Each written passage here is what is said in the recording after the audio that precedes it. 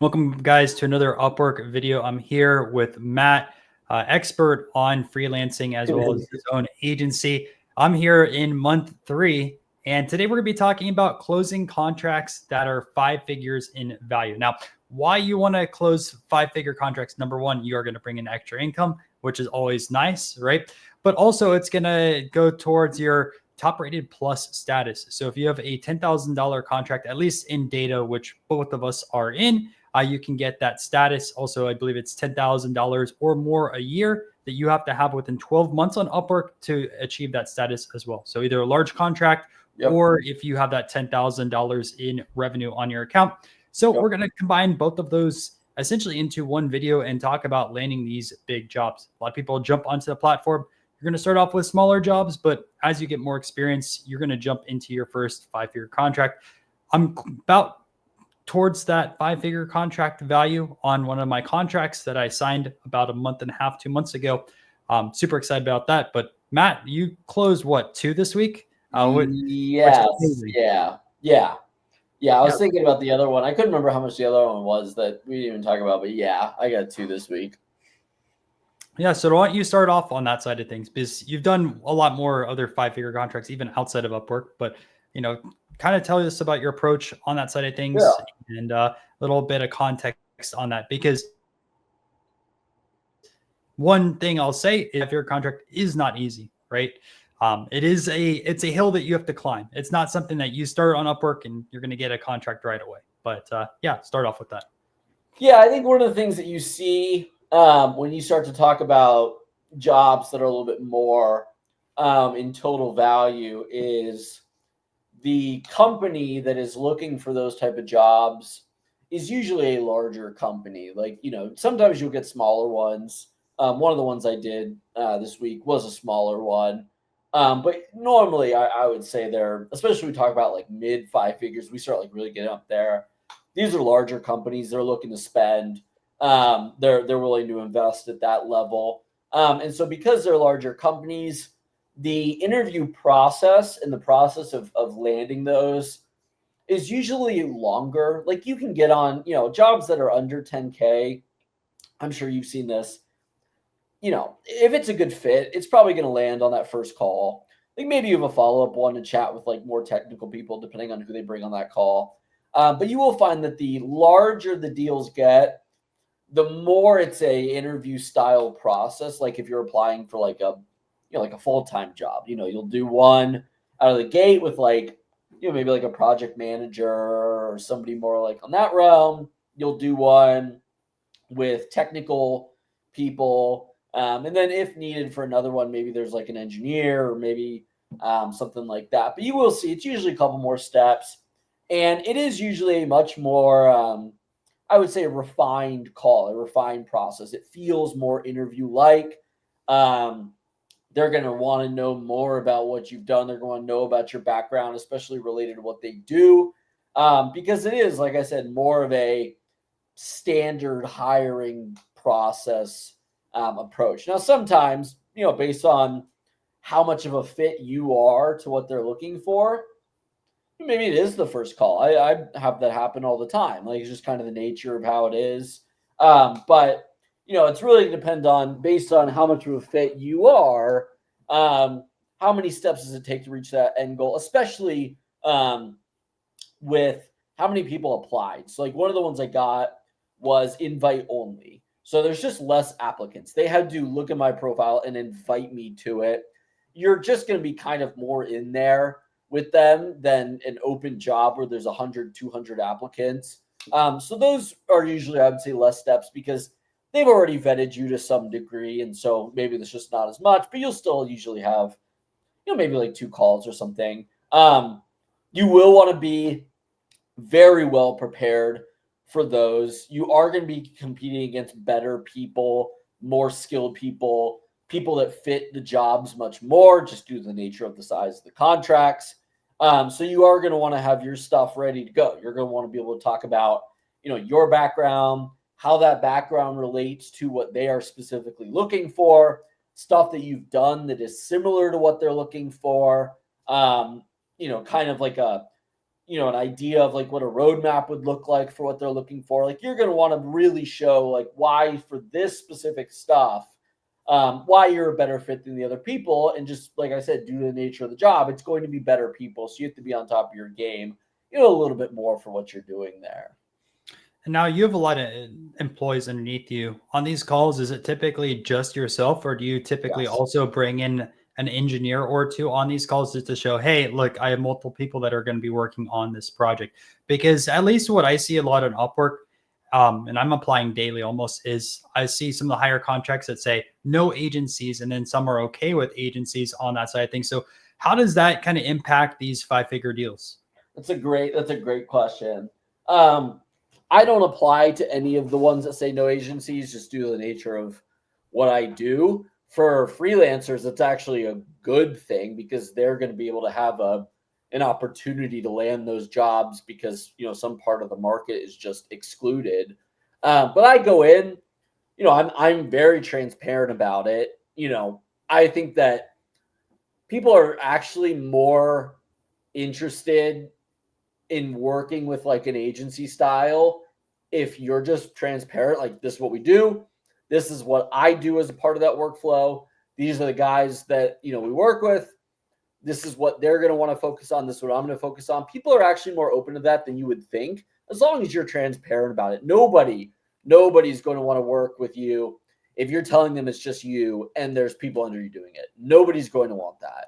But I do find that if you are just transparent about it, it's people just want good work done by people they trust. Like at the end of the day, that's how it's going to be.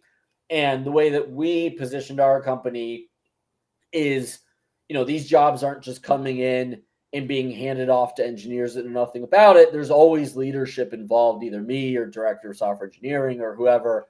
And so when you build that trust with them, for me or the director of software engineering, they know that somebody that they trust is leading this project. And when things are getting done, they don't really care who's ended up doing it.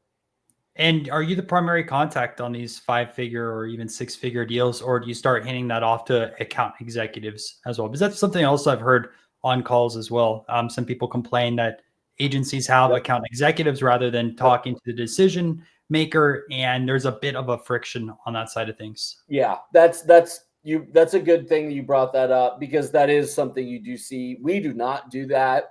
I don't like that style of engagement. I don't really think it works well through a platform like Upwork, which is tailored towards smaller companies, smaller people, stuff like that. So no, we don't just hand it off and then move on from there. One of us at sort of the leadership level is involved in the entire process. Now, when you get down the road, maybe they might just say, hey, we've been working with you and the engineers for a while. Like, let's just go right through the engineers. Like, you can see that, but not out of the gate. Very rarely is that something out of the gate that we see. Now let's talk about scaling to that 5-figure approach. Now, I think if someone does have a pretty strong background and examples to source it, I think you can get these type of 5-figure contracts.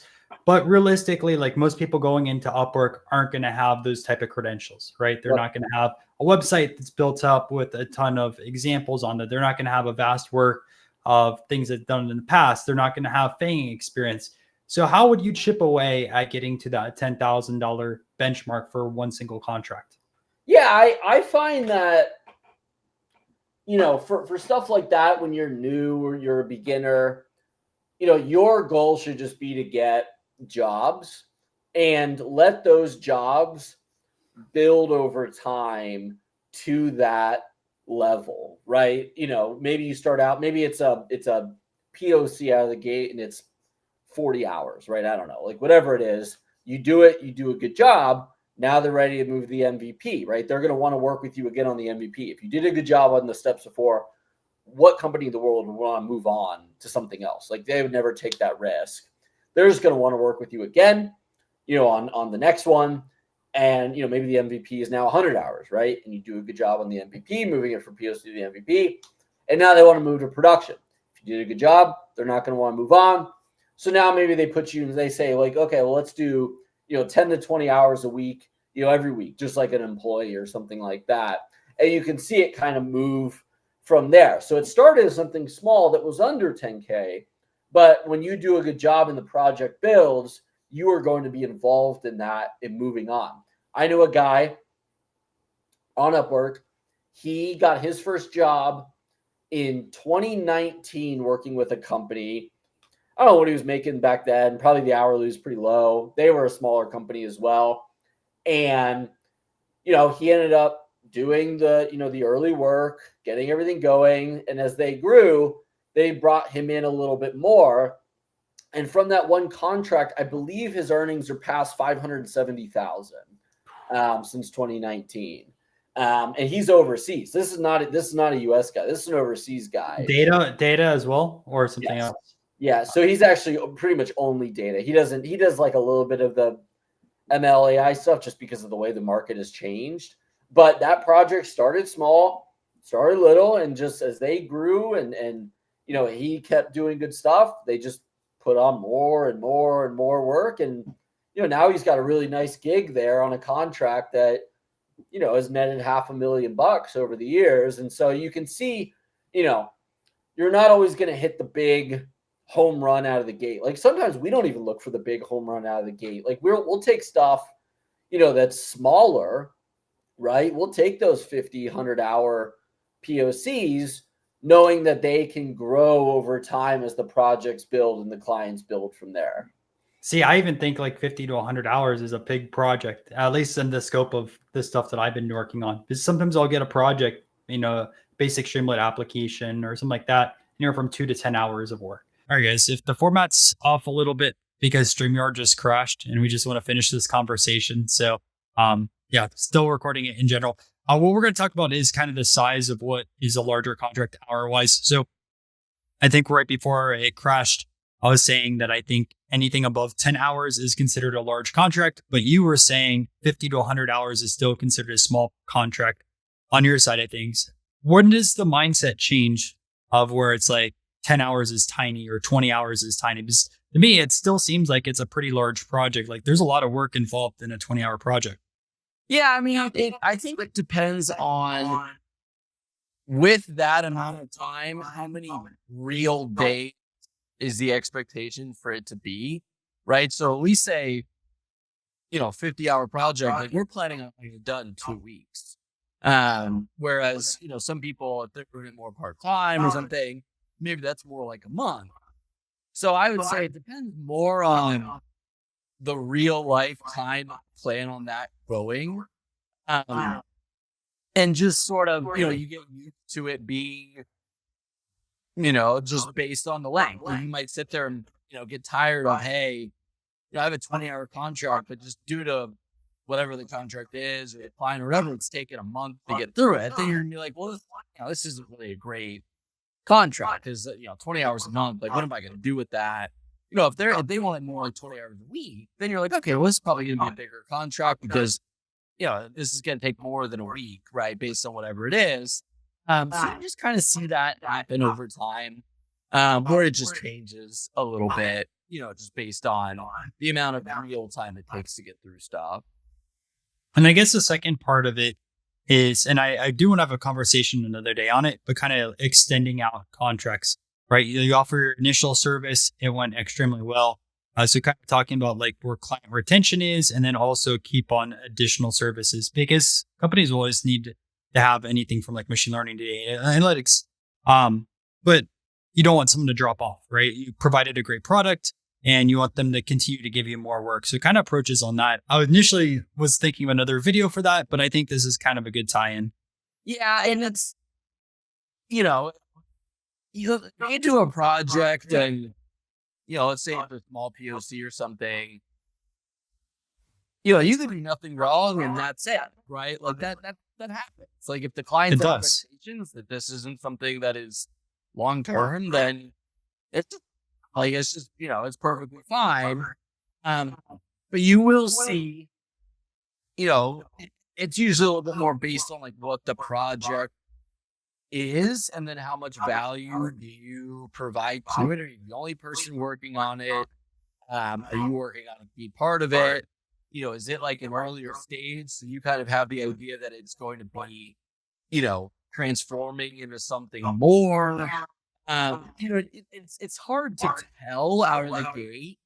But I would say, like, I've seen it's usually stuff that is, early at a large company, which means they're probably gonna be interested in you helping with the, the production of the, the build or whatever it is. Or if you just play a role that they don't already have at the company, and so they don't mind having you come in. Sometimes they'll tell you that up front. Like, they'll say, like, this is something that could turn into more, whatever. But it is a little bit hard sometimes to tell. I've taken gigs where, we decided that, we wanted to do like 20 hours out of the gate where we're just like fixing some prompts for them. And, just due to the nature of the type of resources they have at the company, they don't have any other AI people, it just keeps going and going and kind of moves from there. And at some point you want to talk to the client about what the expectations are, but just because the client doesn't decide to move long term doesn't mean you did a wrong job. It could just be the nature of what it was. I've had, monster contracts. I've had $20,000 a month contracts that go for 2 months and that's it. Like, they're just there's nothing else that they need help with, and that's kind of it. And I've had ones that, like that 20-hour one that started as like, a $3,000 type thing. They just decided like, hey, we want to keep you rolling on it. We're keeping this project going and stuff like that. And it turns into, 10, 12,000 a month, right? Just based on where it needs to go. So it is a little bit hard to gauge up front, but you get kind of used to seeing like, how relevant are you to the project? And is this a project that is ongoing versus something that has a clearly defined endpoint? That makes a lot of sense. Anything else you wanted to bring up? Because we covered a lot, right? Like kind of how you scale up there. Give the example of the one guy that started a contract 6 years ago, now hit $500,000. I think it'd be awesome as a guest on the YouTube channel if you still are close with them. That'd be a really amazing episode. Yeah, and that was just, and I know people like that where they had an hourly rate that just made sense to get work, and they did a good job, and it just moves on from there. Like it's something where like I would pick an hourly rate that you feel is worth your time and land you consistent work and just go from there. Nowadays, Upwork even tells you what the average hourly rate of the applicants are. Like now it's back in the day, I had no clue where my hourly rate was. I didn't know. Like I just picked the number, and now you can see like how many people apply and what the average is. Like now you get a great idea, and based on how badly you want your contracts or where you're kind of at, you move it up and down. You don't have to follow those hourly bounds if you don't want. I've told you, like when we apply, it's over the top of the bound of the hourly rate every time.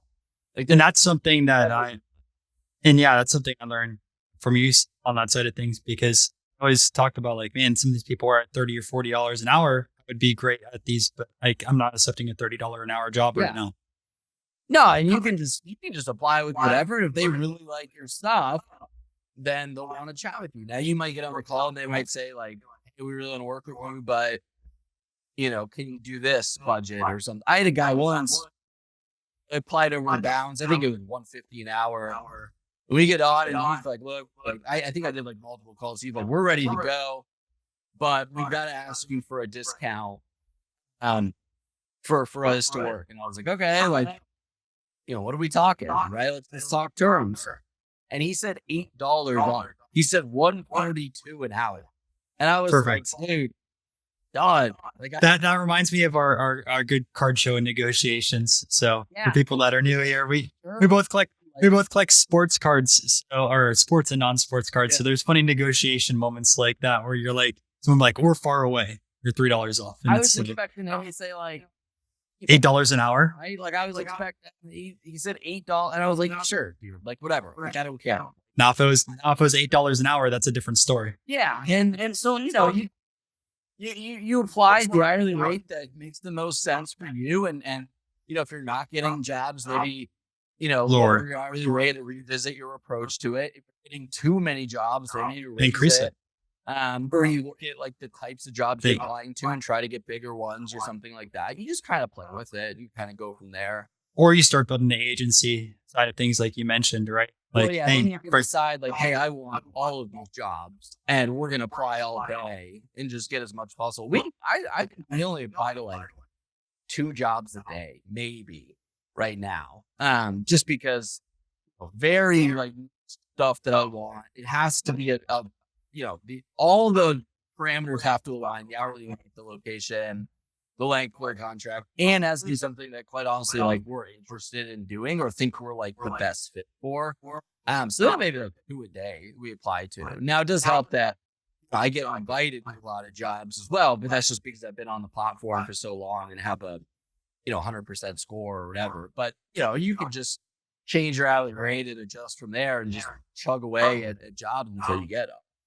And also makes sense for your perspective to be so picky because you already have so many customers. So it's not like you're starting out from scratch. Like some of the comments we get, like, hey, I want to sign my first customer, but I have to start at this range. Like, go lower, get your customer, and build up your profile. And I don't want shorter ones. And so I'm going to be good picky about the type of ones that we apply to. Unless if they're short, they have to be things that are so easy that we could have it in like a week or something and just like knock it out. Because there's always potential that it's way easier to retain customers if you're doing a good work than it is to get new ones. That is all 100% there. So you might as well, if it's a cheaper one, get them in, do work, and maybe it turns into something longer. And if it doesn't, you can just tell them like, hey, it's not a fit, and you just move on from there, and everybody's kind of fine with that. Just always provide value. Don't give them half the product, right? Yeah. Provide value. That's the most important thing. I mean, you have to. The conversation I've mentioned it before. Like the conversation starts with you did a good job on the work. Like it matters if you're not. Like none of it matters. You want the link. Requirement. You want the link to your reviews on your profile that says this freelancer went above and beyond, provided everything that I needed, and I'm happy. And it's way easier, in my opinion, to go from a contract it's like a couple grand to something that's like more consistent, a couple grand a month, than it is to find those ones out of the gate that are a couple grand a month. So it's way easier. Talking about the couple of grand of contracts, few things, right? A lot of people want to start off hourly and stuff like that. When do you pivot from an hourly contract to, hey, why don't we do a retainer? So on that side of things, are you always okay with just the hours? And then also, let's say increasing your amount of money that you ask for. So like, let's say you work with someone for 6 months, right? And you keep providing value. But at that time, your Upwork profile has scaled. You're no longer asking, let's do the example, $25 an hour. Someone starts their Upwork profile, $25 an hour. They do a great job for this customer for 4 months. Yep. At this point, they're ready to scale to, let's say, $50 an hour. Obviously, you still have that customer that you had a good relationship in the past. You've done a great job. But you want to ask them now, like, hey, how do we get to that next bucket or move them into a monthly retainer? So tell me about that approach, because I'm sure you've dealt with that. Yeah, it is. I will say that's hard. It's a hard conversation to have. That's not going to be an easy one. It depends on how much you're moving your pricing as well. But you have to be prepared for, let's say you have 8 clients and you're charging $25 an hour, and you really want to move to like 35. You're going to have to be prepared to lose some percent of those clients. Like, it's just the nature of it. Now, your goal, like what your plan is that the new money you'll be making offset that lost income from those clients that churned out, right? Why would you be raising your rates if you weren't, prepared to like lose some of them and make more money anyways? But it does happen. If you do lose customers over, we don't really change our rates very often. It's really only when the work itself changes. But you kind of have to be ready for that to happen. That people might just go, if you can't do this hourly rate anymore, like it's not going to work. And it's fine. Like it's, if you prepped for losing a couple clients to, hoping to make more per hour or something, then you should feel fine with it anyways. And if you're not, you should probably stay at the number of clients that you currently have. That makes a lot of sense. And again, if you guys are watching these videos, make sure to subscribe to the channel. We also have a Discord server, which someone just found the Discord server from one of our freelancing videos and talked about how motivated he is to get back into freelancing. So we try to stay pretty active on there. So feel free to ask us questions. We also do a Q&A essentially every month. So ask questions on these videos or we'll make that discussion post and we'll answer for those. But I think hopefully you guys picked up a lot of knowledge on this video. Again, I'm new to freelancing. Matt has been doing freelancing for quite a while. So you get two different viewpoints, right? Someone new to the platform in 2025, someone that has years of experience. And I think that's what makes these videos awesome. Yeah, absolutely. Cool. All right. We'll be back with another update. And again, 2 weeks, I'll have my July stats video. And it's looking like a great month. I'll be honest with you guys. I've been slacking on YouTube videos because I've been so busy freelancing. Rolling them. Yeah. I mean, I think in the next few months, I'm going to start taking a look at either the agency side of things or, I don't know, or raising the rates a lot higher. So I've been getting a lot of customers at the $50 an hour mark. So it's time to raise those rates. Time to bump it up. Never, once you have a bunch of jobs, you should never be in the middle of the range of the jobs you're applying to. If the range is 40 to 60, you should not be applying at 50. Yep. Unless you like really, really want that job. And I'll say this, what I'm doing goes against the approach of a lot of people that say, when you're doing freelancing stuff, you should at least be 1.5 to 2 times multiplier what you make for your full-time job. I'm underneath what I make for my full-time job still. So you're doing it. You're doing it the right way. Like I told you out of the gate, like you're get the jobs, get feedback, and get reviews, and you should just start with that and then be able to go from there. Absolutely. But it's been a lot of fun, and I can't wait to also see changes I'm making on YouTube and our website too to get in customers on that side of things. So a lot coming down the pipeline, and then also next month we're going to start our series. So I'll be honest, I'm even more excited about the app series than the freelancing series because we're going to have both those on the channel, and it's going to be a grind. Three essentially full-time things: the app, freelancing, and this. I do it right now. You're a busy guy. I don't know how you do that. I think my day is busy. You do all this stuff, and then you've got the job on top of it. And running. Yeah. It's tough, but it gets there. So we'll talk about time management another day because it's fun. That'll be your thing. That is not for me. Not for me. I am the worst time manager on the planet. That is 1,000% going to be you. All right. One last thing we'll say, because I screenshot some funny jobs that I see and I send it over to Matt. One of the jobs that I saw the other day was someone saying, I want to hire someone just to be on camera and watch me work. And if I get distracted, tell me no. And I just died laughing at that. You know what? We're laughing about it. That is such a great idea. That is such, and I am so tempted to do that. That is such a great idea. I really like that idea. Like, I honestly would love to do that. I've really been thinking about it. I was dying laughing at that. I'm like, man, someone just watching a video? No. I love it. Like, I think it's such a great idea for somebody to want to do. Honestly, if you're looking for your first freelance job, you should just apply to that. Freelance. Send me a message on Discord, and I will do it. I swear to God, I'll do it. I'm going to do it. I want a quick 5-star review. I will do it. I'm not joking. Now that you mentioned it, I didn't think about it. I'll do it. I swear to God, I'll do it. It's such a great idea. Ping Matt in the Discord server. You watch it. You want to? I will hire you to do it. I swear. What are you paying the no person an hour, and how many hours are you available? I don't know the hourly market. I get some market research on what you get paid to do that. But I will pay. I'll do 4 hours a day. 4 hours a day. So there you go. Someone that wants their first job, you just have that opportunity in here on other funny job. We both collect cards. There's tons of card jobs. People asking for research. Like, hey, I'll pay you $3 an hour to research cards. And it's like, how many people are on Upwork looking for card jobs? I don't think there's a lot, but I think it's kind of funny. You'd be surprised by that. My data agency to work for one of those card companies. You'd be surprised. I told you that.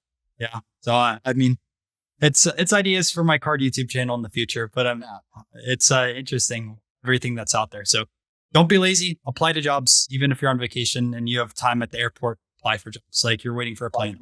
You got to do it. You got to do it as much as possible. Get your first job, and it's going to be a lot easier. And build assets while you're doing it. That's going to be it for this video, guys. Thank you, and I'll catch you guys next week another Upwork video.